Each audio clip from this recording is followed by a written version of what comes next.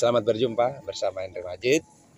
Terima kasih Ibu Wakil Bupati yang kedua periode telah mampir di Hendri Majid. Sengaja kami mengundang Ibu Wakil untuk memberikan kita sedikit konfirmasi bahwa kemarin sudah berapa bulan Bunda kita ke Nasdem?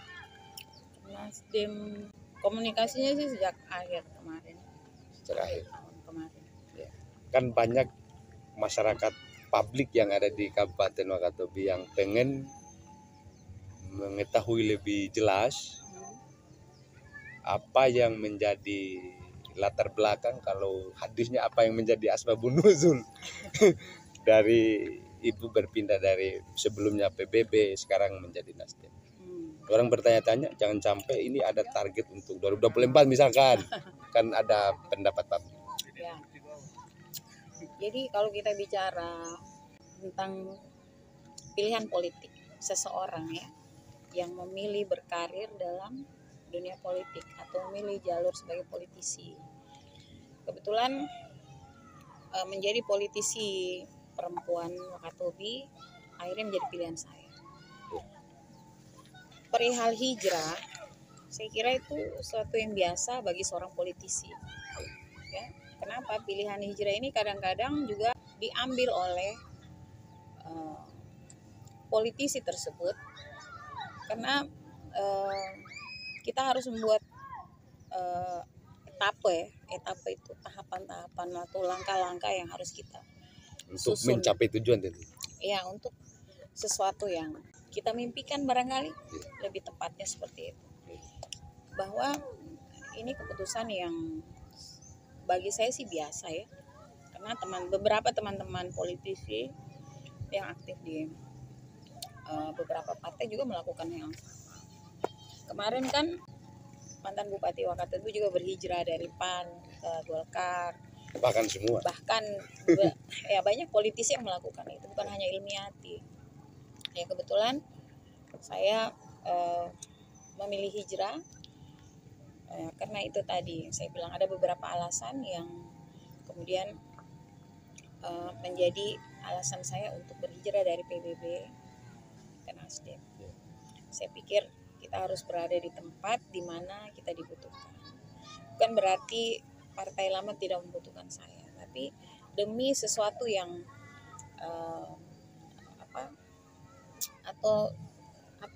demi mimpi besar atau visi besar saya. Karena kita nggak tahu terkait takdir kita di politik ini. Saya mau ke sebelumnya bahwa nama Ilmiati Daud Ya. itu kalau kami anggap bahwa adalah salah satu orang yang ada di Kabupaten Wakatobi yang punya nasib baik untuk menjadi seorang wakil, menjadi wakilnya Pak Arhawi misalkan di bawah menang, menjadi wakil Haliana juga di bawah sampai kemudian Haliana terpilih sebagai bupati. Saya mau tahu bahwa tidak semua perempuan yang ada di Kabupaten Wakatobi memiliki nasib yang begitu. Apa kiat-kiatnya? Kira-kira apa itu? Kiatnya satu, ketika memilih ini, jalur ini, kita jangan berjalan dengan syahwat politik kita. Ya, kita harus mau menggunting ego politik kita dan kita harus mau mendudukan niat kita. Jadi yang membawa kita kemanapun itu niat kita. Ketika kita sudah mendudukan niat kita, yakin insya Allah. Jangan berjalan dengan syahwat politik. Karena kadang-kadang nafsu itu tidak mengantarkan kita kesuksesan. Malah membuat kita tergelincir. Jaga juga etika dalam berpolitik. Saya bilang ke anak-anak saya, kunci dunia itu cuma sabar, syukur dan ikhlas. Ya. Jadi begitu sabar, ikhlas, insya Allah. Ya. Apa yang menjadi mimpi kita apalagi politik? Insya Allah. Itu sederhana sekali ya. Kadang kan orang dengan nafsunya, dengan yang paling penting itu tentu kita siap. Ya, sudah sabar, ikhlas. Jadi ada dalam satu di Babat Jawa itu Bunda. Jadi ada satu namanya Ratu Adil. Misalkan kalau kita mau bawa kepada konsep yang ada di daerah kita, dimanapun si Ratu Adil itu berada, pasti akan menjadi dia pasti akan menjadi pemenang. Nah, misalkan kalau kita bicara pada 2024 dan insya Allah Bunda ditetapkan sebagai Ratu Adil oleh misalkan Sang Pencipta kita, saya malah jangan sampai Bunda ini 2024 kalau nasibnya masih kayak kemarin-kemarin, sampai 2024 milik Bunda juga. Masya Allah. Kira-kira gimana? Wallahu alam bisa. Iya. Kita nggak tahu bagaimana Allah merancang takdir kita, ya. Iya. Minta aja takdir terbaik menurut Allah. Itu tadi saya bilang, satu, kita harus sabar, bersyukur, ikhlas, dan siap. Itu 4 kuncinya. Siap itu siap secara fisik, siap secara mental. Artinya ketika kita memutuskan untuk apakah ikut dalam pilcaleg, ikut dalam pilpres, pilgub, pilwali, pilkada, istilahnya ya, itu siap itu harus. Karena dalam sebuah kompetisi ketika kita nggak siap, kalah, bahaya. Jadi dalam sebuah kompetisi siap itu dalam arti kamu ikut berkompetisi, kamu harus sudah siap kalah maupun menang. Iya. Begitu. Tapi boleh enggak Bunda saya bertanya perihal perjalanan politik kemarin, kan bahwasannya media kita yang ada di kabupaten ini kan paling pintar menggoreng. Jadi isu yang pada mulanya hanya satu biji semut kira-kira menjadi besar karena digoreng oleh media. Saya udah biasa digoreng. Misalkan sampai gosong. Ya misalkan di zaman kepemimpinan Pak Arhawi, bahwa media kemudian mengatakan bahwa tidak ada keharmonisan. Ya. Maksudnya apa yang Bunda mau sampaikan ke publik kira-kira? Bagi saya penting ya, sebuah harmonisasi itu harus dibangun dalam kebersamaan. Kenapa? Ketika kita memahami bahwa dalam pilkada ini kan kita berjuang bersama-sama berjuang. Kemudian dalam perjuangan itu kita membangun sebuah visi misi besar berdua, ya. Dan untuk mewujudkannya tentu juga harus ada keharmonisan. Ya, tentu keharmonisan itu menjadi satu kewajiban yang harus kita pupuk, kita jaga, kita rawat, ya. Ketika kita tidak memupuk dan keharmonisan itu tidak menjadi penting, ilmunya itu saya ambil ilmu dalam rumah tangga. Kalau kita sudah tidak harmonis gimana? Ya. Berantakan pasti. Berantakan dalam rumah. Mungkin satu orang keluar rumah atau tetap bertahan di dalam rumah itu. Seperti itu. Jadi harmonisasi itu penting untuk mewujudkan visi dan misi kita. Gak akan bisa terwujud visi misi itu kalau tidak harmonisasi. Makanya saya sangat digoreng kiri kanan itu memang mungkin sudah ini ya, sudah takdir saya. Tapi saya anggap itu bahwa memang Allah menyiapkan ini semua untuk mendidik hati saya. Tadi Bunda di awal tadi bicara mengenai mimpi. Saya mau pengen tahu mimpi Bunda untuk Wakatobi ini. Apa mimpi besar Bunda untuk Wakatobi ini sebenarnya? Karena dari wakil bupati di tahun 2015 terus punya mimpi lagi untuk membangun Wakatobi, lalu maju di tahun 2019 terus terpilih kembali 2020 terpilih kembali. Itu kan kalau saya misalkan saya punya mimpi terus tiba-tiba mimpi itu sudah terpenuhi, udah saya tinggalkan. Selesai. Tapi sekarang dengan dinamika yang ada hari ini, terus tiba-tiba harus tampil lagi di tahun 2024 kira-kira begitu. Apa mimpi yang kemudian harus Bunda yang Bunda harus merasa itu harus dilaksanakan? Penasaran ya? Sangat. Sebenarnya mimpi seorang ilmiah itu dari awal memutuskan untuk berkarir di politik ini masih sama sampai hari ini. Belum berubah mimpinya. Yeah. Kenapa saya tetap memiliki mimpi yang sama? Karena memang saya pikir belum bisa saya wujudkan gitu. Atau memang karena posisi hanya sebagai wakil misalkan? Sebenarnya kita waktu diskusi ingin membangun Wakatobi seperti apa dengan pasangan kita, sama juga di rumah kita pengen seperti apa rumah tangga Iya. kita, kan itu sebenarnya kita udah diskusikan. Iya. Saya pengen masyarakat Wakatobi ini dengan potensi yang kita miliki, yang Allah titipkan di bumi Wakatobi ini, ya, di tanah Moto Barakati ini, itu bisa sebanyak-banyaknya dimanfaatkan atau bermanfaat buat masyarakat. Artinya dengan potensi daerah kita ini harusnya masyarakat kita bisa mandiri secara ekonomi. Ya. Tugas kita itu mengawal gimana caranya masyarakat ini bisa mandiri, bukan menjadi masyarakat yang manja, tapi mandiri dengan kelebihan yang Allah berikan kepada kita di atas bumi yang kita pijak di tanah Moto Barakati. Itu sebenarnya mimpinya. Kalau tidak menyadari dengan potensi yang kita miliki, kemudian saya memandang jauh di sebelum 2015 memutuskan untuk ikut pilkada. Begitu menginjak tanah Wakatobi, saya dari kecil sering, tapi menyadari bahwa Wakatobi ini daerah yang luar biasa itu sebelum 2015 ya, waktu saya masih di Bapeda. Saya datang ke kampung halaman itu ke kali itu, saya bilang, aduh luar biasa benar ini kampung halaman saya. Sayang ya nggak dibikin begini dan begini. Artinya ketika di Bapeda itu kita tahu bahwa potensi Sulawesi Tenggara ini di Wakatobi ini luar biasa, gitu deh. Kira-kira seperti itu. Dan mimpi saya sederhana kok, tidak muluk-muluk. Saya cuma pengen potensi yang dimiliki oleh Kabupaten Wakatobi ini disadari oleh semua orang Wakatobi. Nah, apakah dalam pilkada selanjutnya misalkan, saya lebih bicara pada kita santai aja Bunda ya, terkait dengan wacana-wacana yang akan nanti, saya malah khawatir Bunda hadir ke podcast ini misalkan kita akan malah digunjing oleh banyak orang juga, karena ya maklum lah media kita punya hobi untuk menggoreng apa yang ada yang lihat.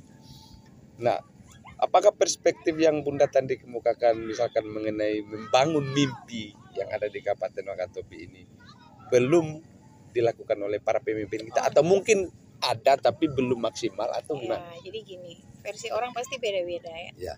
Mungkin Pak Hugua, Pak Rahawi, Pak Haliana juga punya mimpi yang besar. Mungkin 10 tahun ke depan atau 5 tahun ke depan kamu mau berkompetisi, mau mendedikasikan diri. Kan sebenarnya ujung-ujungnya itu bagaimana kita mendedikasikan diri kita dengan mimpi besar kita itu untuk Wakatobi dan masyarakat Kabupaten Wakatobi. Kita tidak boleh menafikan bahwa Pak Hugua dengan mimpinya ya sudah membangun Wakatobi. Pak Arhawi juga begitu. Kemudian Pak Haliana. Kita nggak tahu nanti siapa yang kemudian Allah pilih. Sebenarnya Allah sudah punya catatan bahwa nanti setelah ini Wakatobi itu akan dipimpin oleh siapa. Ya. Saya berharap siapapun yang memimpin Wakatobi ini dia punya mimpi besar yang bisa diwujudkan. Ya. Artinya gini, membangun Wakatobi ini dengan mimpi besar, tapi yang maksudnya yang terukur juga. Yang terukur, artinya iya, jangan kita melihat orang lain terus kita sama gini misalnya. Kembali ke makanan itu. Makanan yang ada, saya biasa ke anak-anak saya di rumah makan apa yang ada ya, syukuri apa yang ada. Jangan kamu cari yang nggak ada. Itu di rumah saya bilang gitu ke anak-anak. Sehingga anak-anak saya itu apapun yang disajikan di rumah, mau ikan kayak mau telur kayak itu mereka syukuri, alhamdulillah. Kalaupun dia pengen menu yang lain dia buat sendiri. Kira-kira itulah konsep sederhananya. Kira-kira sederhananya pikiran seorang perempuan. Tapi karena biasa perempuan itu tidak mau berpikir terlalu berat, terlalu jelimet. Saya pengen membangun Wakatobi, tapi yang paling penting adalah bagaimana masyarakat ini sadar dengan potensi yang dia miliki. Ya, di Binongko dia sadar bahwa potensi di Binongko itu seperti apa, di Tomia bagaimana, Kalidupa begitu, juga di sini. Tentu membangun dan potensi yang kita miliki itu bagi saya yang pernah atau sering waktu itu di Bapeda sering duduk bersama teman-teman, kita dengarkan bagaimana mimpi Pak Gubernur waktu itu. Saya pengen ini ya, pengen ini. Nah, kita konekkan dengan teman-teman di Bappenas, di Kementerian Dalam Negeri. Kita undang mereka datang, dengarkan Pak Gub seperti apa maunya.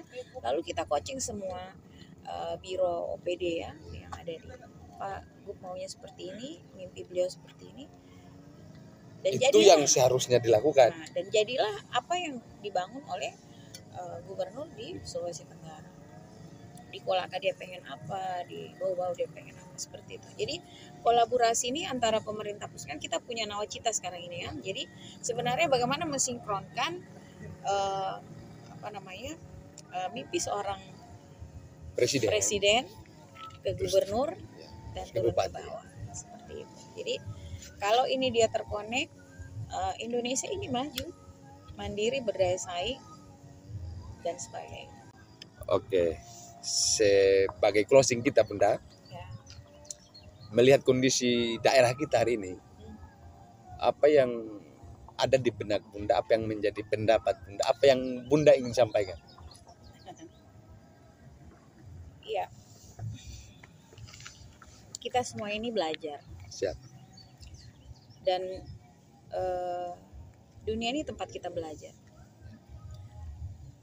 Bagi saya, kenapa saya bilang dunia ini tempat kita belajar? Gak ada orang yang lahir dia terus berjalan dan lari.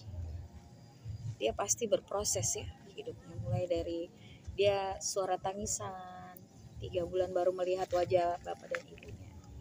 Seterusnya mulai dia tengkurap, belajar merangkak, lalu belajar tita-tita berdiri, dan kemudian dia bisa berlari. Saya pengen begitulah Wakatobi berproses, apalagi di umurnya yang seperti gadis remaja hari ini yang sedang ranum-ranumnya. Kita sudah belajar di masa Pahubua, di masa Parhawi, dan di masa Pahalian hari ini. Mari kita berproses.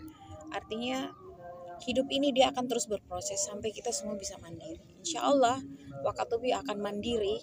Mimpi saya ke depan Wakatobi ini akan menjadi daerah yang luar biasa. Dia akan menjadi jendela dan pintu bagi pariwisata di Sulawesi Tenggara. Ya, kenapa? Cikal bakal pariwisata itu sudah didudukan di kabupaten ini. Yang saya pengen dia menjadi lokomotif bagi daerah kabupaten kota lainnya, yang akan menggandeng kabupaten kota lainnya dengan potensi pariwisata, yang mana destinasi-destinasi kita yang begitu luar biasa bisa hadir di Sulawesi Tenggara. Lokomotifnya ada di sini.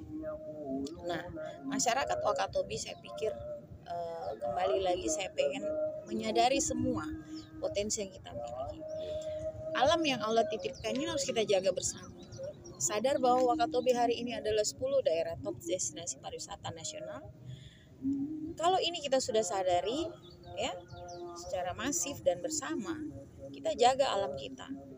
Ya, bagaimana kita memanfaatkan potensi daerah kita dan menjaga potensi daerah ini, karena yang harus menjaganya ya kita, yang harus dimulai dari kita. Kalau bukan kita siapa lagi? Nah, memanfaatkan misalnya gini, sampah-sampah kita jangan menjadi sampah laut, tapi manfaatkan potensi-potensi ini untuk menjadi barangkali media tanam atau apa. Kita sama-sama bergerak untuk maju. Kalau tidak bersama tidak mungkin bisa maju.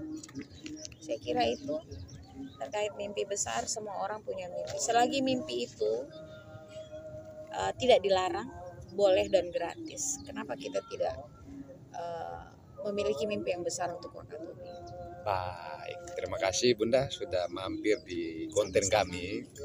Sangat menghormati apa yang Bunda tadi sampaikan. Semoga publik cukup tersadarkan dengan apa yang menjadi pemaparan tadi Bunda. Setidak-tidaknya bisa dimaknai positif oleh para publik. Mungkin sekian dari apa yang kita bisa diskusikan pada menjelang maghrib ini, mau maghrib juga. Semoga semua niat kita dicapai oleh Tuhan Yang Maha Kuasa. Billahi taufiq wal hidayah. Wassalamualaikum warahmatullahi wabarakatuh. Waalaikumsalam.